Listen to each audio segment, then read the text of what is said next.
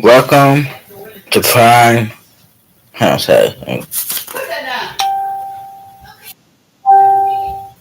Welcome to Crime Time. I am your host, Charles, and today I'm going to be talking about the infamous case of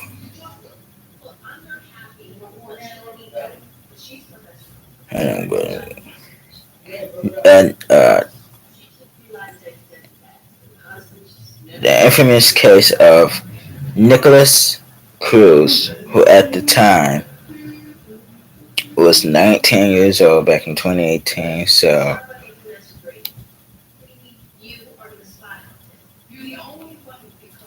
he is now 22 years old. Um, and he was a fellow student at Stoneman Douglas High School, and he was the one who opened fire at the school. We're going to talk about this case. Um, and I decided to do this story because I was watching updates on YouTube about um, the trial. And here's the article. I'm going to read the article from Wikipedia. It says Stoneman Douglas High School shooting. That's also the topic of the story. On February 14, 2018, 19-year-old Nicholas Cruz opened fire on students and staff at Marjorie Stoneman Douglas High School in Parkland, Florida, murdering 17 people and injuring 17 others. Cruz, a former student at the school, fled the scene on foot by blending in with other students and was arrested without incident. Approximately 1 hour later in nearby Coral Springs, police and prosecutors investigated a pattern of disciplinary issues and unnerving behavior.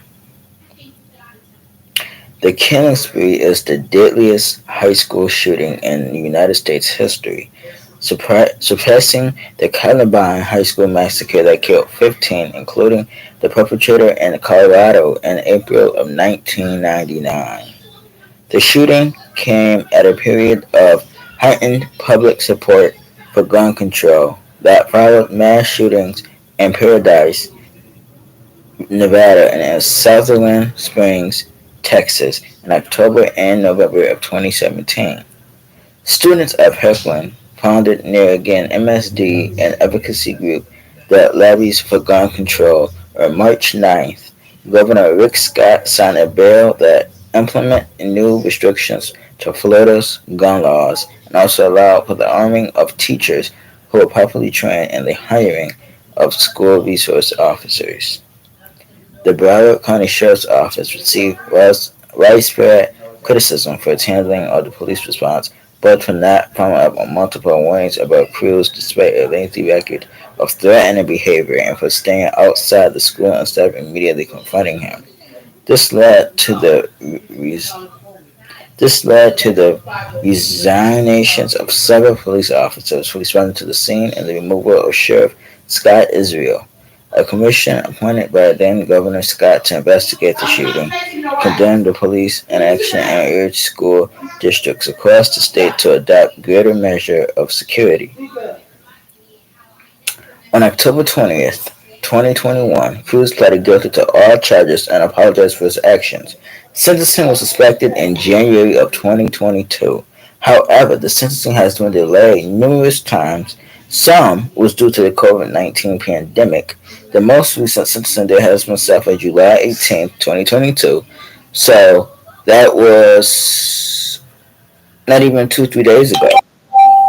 Cruz sentencing began July 18th of 2022. So I think he was already sentenced for, I don't think it was for the murders yet, but I think it was for the assault that he occurred in a jail. And I think he was sentenced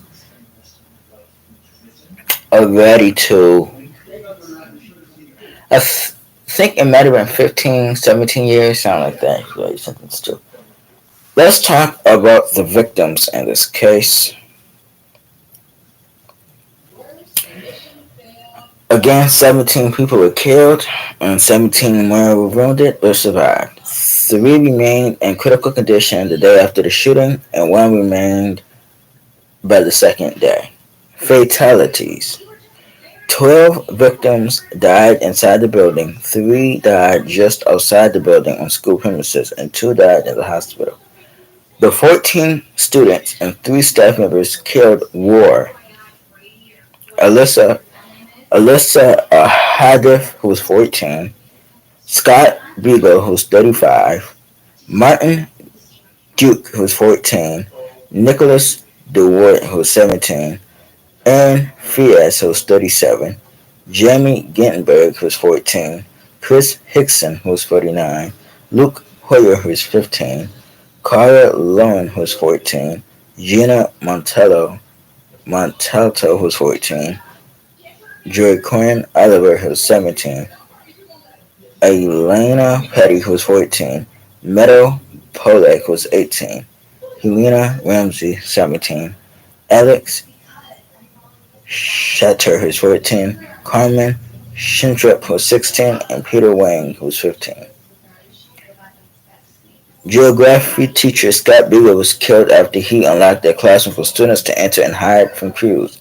Aaron Fias, an assistant football coach and security guard, was killed as he sheltered 2 students. Chris Hickson, the school's athletic director, was killed as he ran toward the sound of the gunfire and tripped to help fleeing students. Student Peter Wang was later seen in his Junior Reserve Officers Training Corps JRTC uniform, holding doors open so others could get out more quickly. Wang was unable to flee with the students when the crews appeared and fatally shot him. Commentators commended his actions and described him as a hero. A Red House petition was circulated calling for him to be buried with full military honors. After At their representative funerals, Wang, Elena, and Martin were all posthumously honored by the U.S. Army with the ROTC Medal for Heroism, and Wang was buried in his ROTC blues uniform. On February 20th, he was given a rare posthumous admission to the United States Military Academy. Alyssa was the captain of the Parkland Soccer Club. On March 7, 2018, nearly 3 weeks after the shooting, she was honored by the United States Women's National Soccer Team prior to a game in Orlando. Her teammates and family were invited to the game and presented official jerseys that featured her name. Meadow was a senior who was shot four. Meadow was a senior who was shot 4 times as crews fired into other classrooms. Polak crawled in the classroom door but was unable to get inside. Cara, a freshman, was alongside Polak and Polak covered Lauren in an attempt to shut her from the bullets. The shooter returned to the classroom and located Polak and Lauren, discharging the weapon 5 more times and killing both girls. Injuries and survivors. The last victim to remain hospitalized was 15-year-old Anthony Burgos, who was discharged on April 4th. Dubbed the Real Iron Man, Borges was shot 5 times after he used his body to barricade the door of a classroom where 20 students were inside. Upon his release, Borges issued a statement that criticized the actions of Bar Show's deputies, Sheriff Scott Israel and School Superintendent Robert Wincy. His family has filed a notice of intent to sue the school district for personal injury to cover costs related to his recovery. Burgess was honored with a humanitarian award at 2018 BET Awards. Survivors of the shooting, teachers, and students alike have struggled with survivor's guilt and other symptoms of post-traumatic stress disorder. On March 17, 2019, 13 months after the shooting, 19-year-old Cindy Ello, who survived and whose friend Mary Park has been killed on the shooting, died by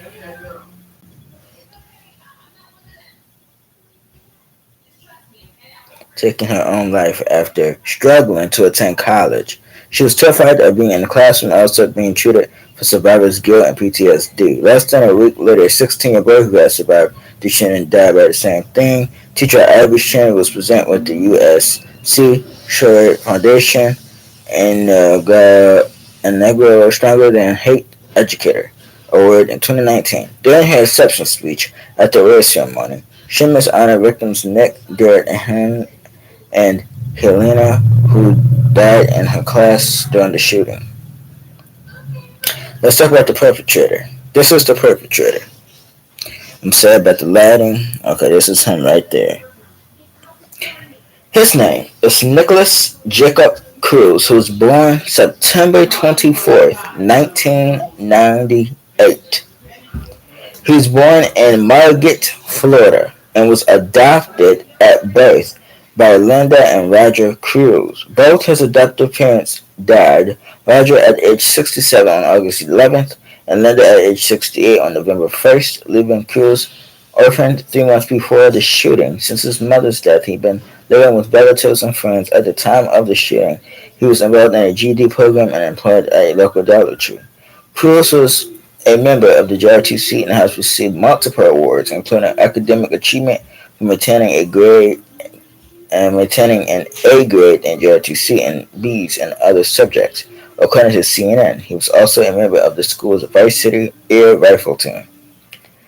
Behavioral issues and social media. Cruz has behavioral issues since middle school, and according to the Washington Post, he was entrenched in the process for getting students help other than referring them to law enforcement. He was transferred between schools 6 times in 3 years, and after dealing with his problems in 2014, he was transferred to a school for children with emotional and learning disabilities. There was reports that he made threats against other students.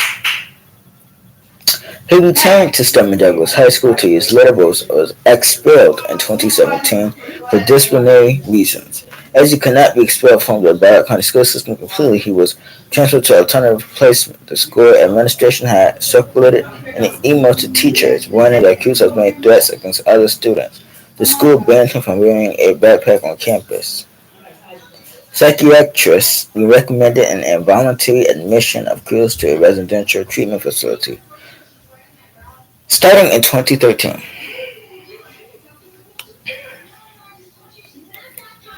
Okay.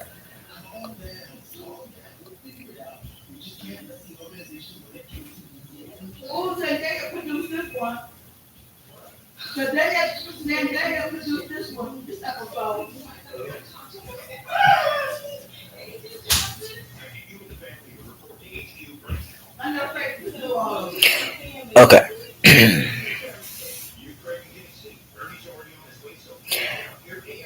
Let's go back to the beginning.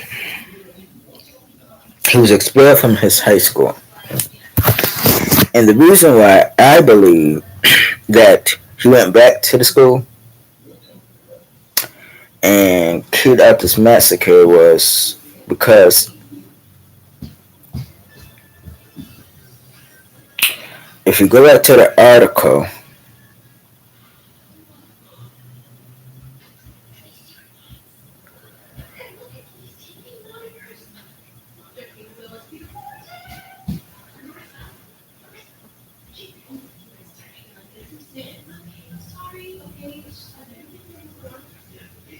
it's because he was mad that he got expelled for, I guess, misbehaving in school. So he was upset, came back to the school, and I think he, honestly, in my opinion, set out a hit for those he disliked at the school, came back and shot the school up, killing 17 and injuries. That's okay. So his convictions is 17 counts of premeditated first degree murder and 17 counts of attempted first degree murder. Now,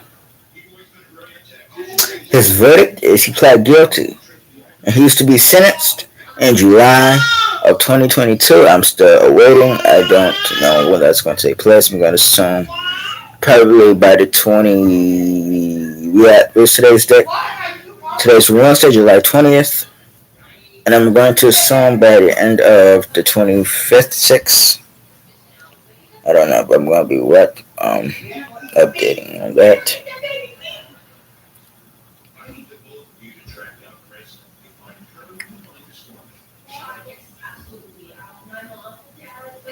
Now, if you go back to the article, this happened on Valentine's Day, which, like, that's to me is crazy. And to make things worse, is he was 19 at the time. And my question is, where in the world, like a better terms, where did he get a gun from?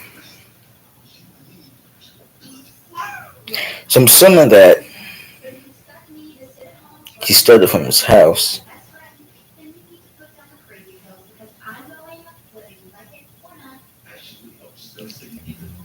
And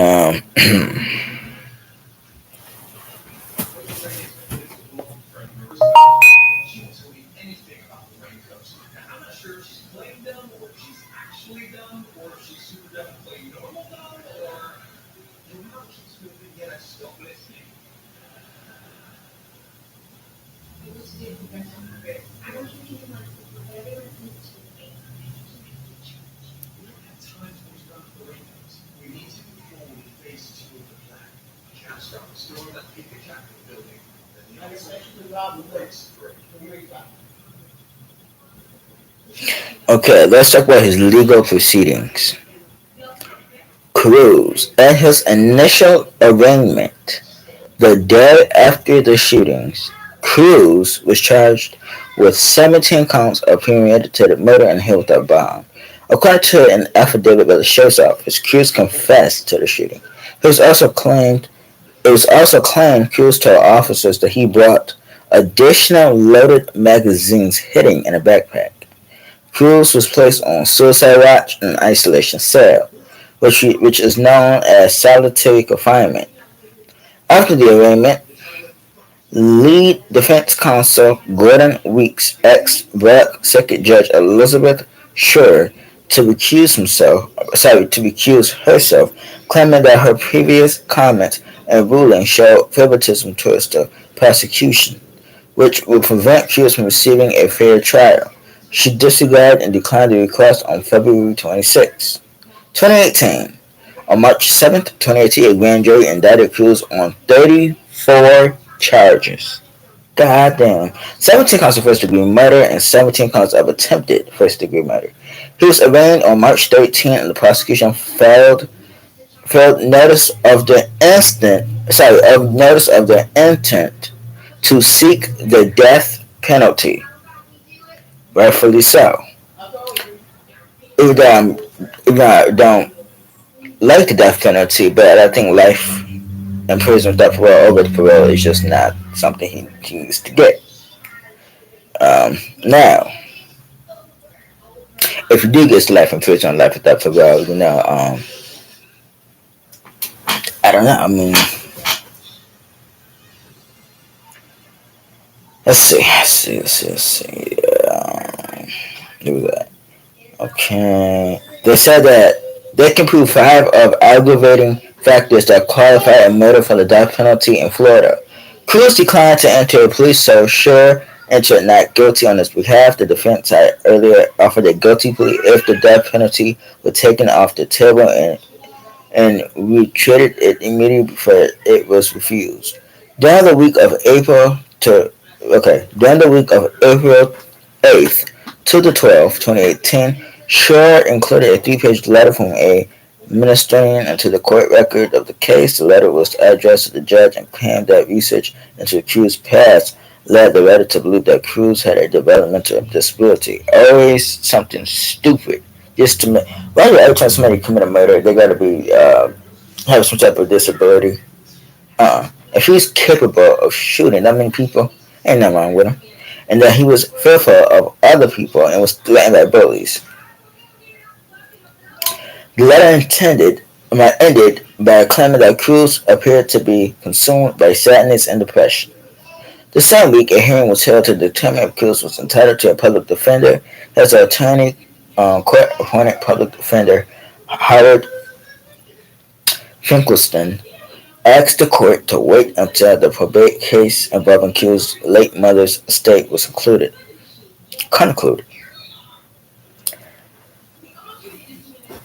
and Q's net worth could be determined. As Cruz would have only been entitled to a public defender had he been unable to afford a private attorney. According to the Broward County Sheriff's Office, Cruz attacked a jail officer on the night of November 13th of 2018. The following day, he was charged with aggravated assault on an officer, battery against an officer, and the use of an electric or chemical weapon against an officer. Now, okay, this is my opinion. Seeing that Cruz was already charged with multiple counts of murder and attempted murder, it'd be no point adding extra charges. Because at this point, he's not going to, basically, he might I think he's going to get the death penalty. And what is the point adding more charges at this point? I mean, it's not like he's going to actually be served with all that. Now, the officer who was allegedly attacked by Cruz had asked him to not drag his sandals on the ground while he was walking in the jail's day room. It was claimed Cruz responded by displaying his middle finger and striking the officer in the face. He also grabbed the stun gun out of the deputy's holster. The weapon discharged during the brawl before the deputy regained control and Cruz was placed in solitary confinement. Cruz appeared at an initial hearing on the assault charges, but bail was set at $200,000. Those charges could add 25 years to wait. The assault charges were bail was set at $200,000. Those charges could add 25 years to the death penalty or 34 life terms. Woo! 34 life sentences, I think that says. Damn. 2019, on April 24, 2019, a determination was made that Cruz and his half-brother Zachary would share the proceeds of a MetLife insurance policy, valued at $864,929. This would make Cruz ineligible for representation by the public defender's office, and as such, the office asked to remove from his case on that date. Schroeder ruled on July 26th that Cruz's confession will be released to the public, adding on August 3rd that Broward School District report on Cruz will also be released with some restrictions to protect Cruz's privacy rights. The confession was released on August 6th. On August 8th, a video of Cruz's confession filmed by the Broward County Sheriff's Office was published by TMZ. Cruz can be heard crying near the end of the video and saying, "Kill me," to the camera. 2020. His trial initially scheduled to begin on January 27th of 2020, which was 2 years ago. He was originally delayed until mid-year to allow his lawyer more time to build the case. The case was then delayed again due to COVID. The case was expected to go to trial in September 2021. However, a start date for the trial was not set. 2021, his trial prior to the beginning of his trial, Judge Elizabeth Short ruled that the use of derogatory words to refer to Cruz will not be allowed from prosecutors or witnesses during the trial. First of all, how can you say that, Judge? He killed 17 people. You tell me that? Come on now. Things. Sometimes you slip up in court. Sometimes things just. Refer to Cruz will not be allowed from prosecutors. It would not be feasible to create an exhaustive list of words. This should not be used to describe Cruz, however. The judge also ruled against the defense and the use of some words, ruling that Cruz can be called. Hold on, so she ruling that Cruz can be called a killer, school shooter, or murderer, as deemed those words normal to describe particular facts. So, we could call him a killer, a school shooter, and a murderer, but could call him an asshole. Doesn't make sense. That's what he is, though. On October 14th, the trial was scheduled for the following day, where he was reported that Cruz will plead guilty to the battery charge. Judge she'll hold a hearing on October 20th, where Cruz planned to plead guilty to all counts relating to the shooting to avoid the death penalty. I think you're going to get the death penalty, in my opinion. If you plead guilty to 17 counts of murder. On October 20th, a plea hearing was scheduled for the murder and attempted murder charges, where Cruz pled guilty to all charges. He made a statement after pleading guilty in which he expressed regret for his crimes. And he asked the victims' families to decide his fate. I know some would say life without parole, others probably say the death penalty. Cruz was sentenced that day for his attack on Sergeant Bertram. He was given the maximum sentence for each of the related charges, totaling nearly 26 years. So that was the unrelated charge. 26 years in prison, as each sentence will be served consecutively. Again, his sentence was began July 18th, so I think he been sentenced on his unrelated charges. Um, Civil lawsuits on May 23rd, 2018. The parents of the victims, Jamie Gunenberg and Alex Shooter, sued firearm manufacturer American Outdoor Brands Corporation, formerly known as Smith and Wesson, the manufacturer of the rifle used by crews and distributor Sunrise Tactical Supply. So they sued the retailer. Um, 15 survivors sued the county sheriff and school officials for failing to protect them, cont- contending that the government inadequate response to the school violated the 14th Amendment right to due process. The lawsuit was dismissed in December 2018 with the judge citing prior case law and ruling that the government did not have a duty to protect the defendants from the actions of the shooter. If my children was in school, the school job when there's a massive shooting going on, and the police job is to protect everybody in that facility in that building. So I don't know what they're talking about. Again, in 2021, it was announced that the families of the victims of shooting will be awarded a 25 million settlement from Broward County School District, rightfully so, after a civil lawsuit was filed by the families of the 52 victims alleging the school district's negligence was to blame. The money will be paid in three installments and settles 52 of the 53 lawsuits filed against the school district for negligence, although the specified amounts for each family were not released. Later in the year, it was announced that the families of the victims had reached a 125 to 130 million settlement with the federal government due to the FBI's enacted rule about tips on Q stated he desired to commit a school attack and the weapons that he had the tip had been through the FBI tip line a month prior to the shooting and detailed Q's gun ownership desired to declare others erratic behavior and social media posts and was not followed up by the investigators. Now here is the news video. If I go to it.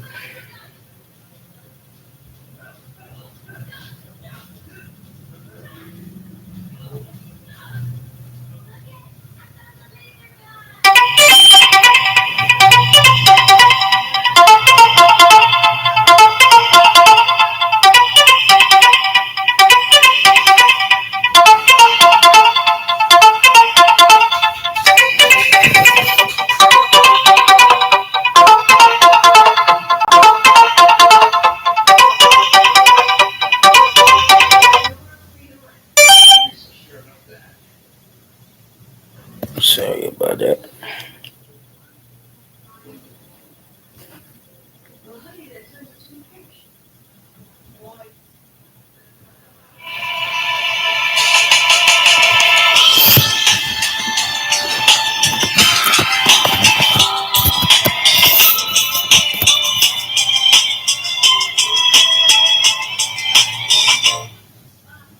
Tears were white. Disbelief could not be masked. Closed eyes and deep breaths, some even forced to leave the courtroom to escape the horror of their reality. Family members of the Parkland shooting victims hearing, in some cases for the first time, the harrowing and graphic details of how their loved ones died. Peter Wang shot 5:30 p.m. 23-year-old Nicholas Cruz pled guilty in October to killing 14 students and 3 staff members on Valentine's Day in 2018 at Marjorie Stoneman Douglas High School in Parkland, Florida.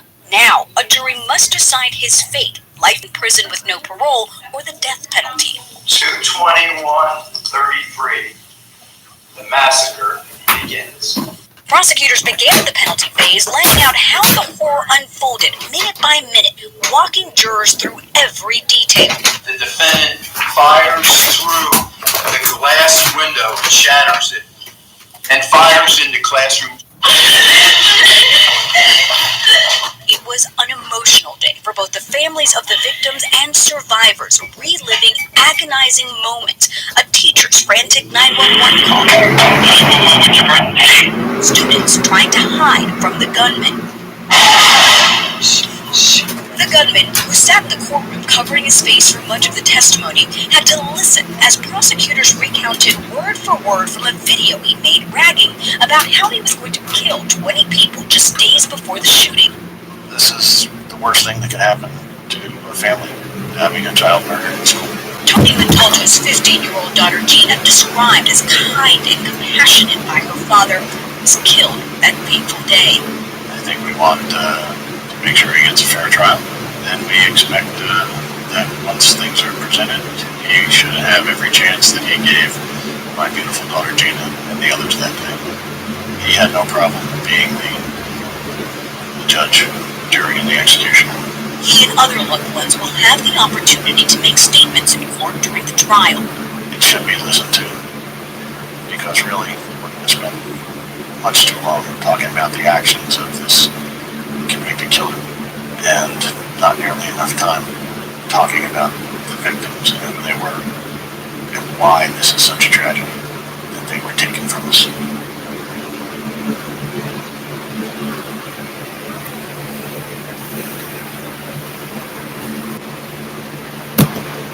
Behind this video, I'm going to close some thoughts. Two things I wouldn't do. One, I won't put my children on the stand because I feel like it's a nightmare that they want to relive for the rest of their life. And to see this monster once again is, I don't know. Secondly,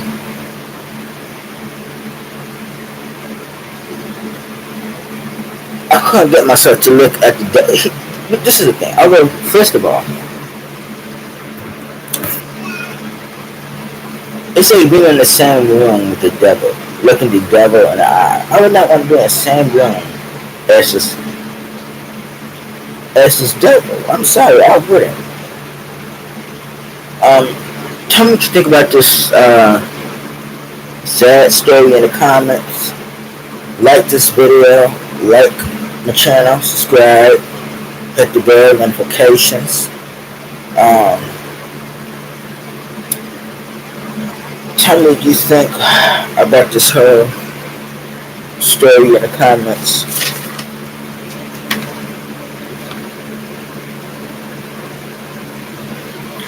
I post on my Crime Time channel on Mondays, Wednesdays, and Fridays. So I'll be back here on Friday.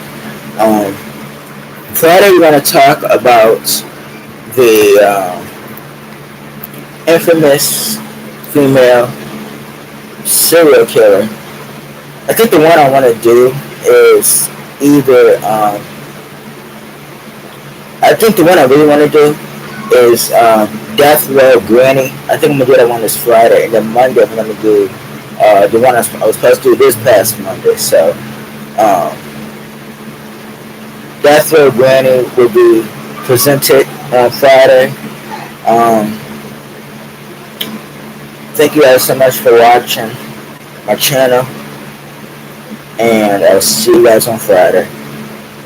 And make sure to go over to my first channel, which is Save Our Children TV, is where I advocate for children on that channel. So please show me some love on that channel too. You should also find me on Facebook at Man Sings.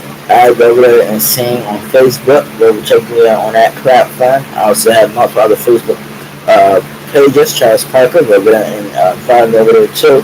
Let's get the views up. Love you guys so much. See you guys on Friday. Peace. Bang.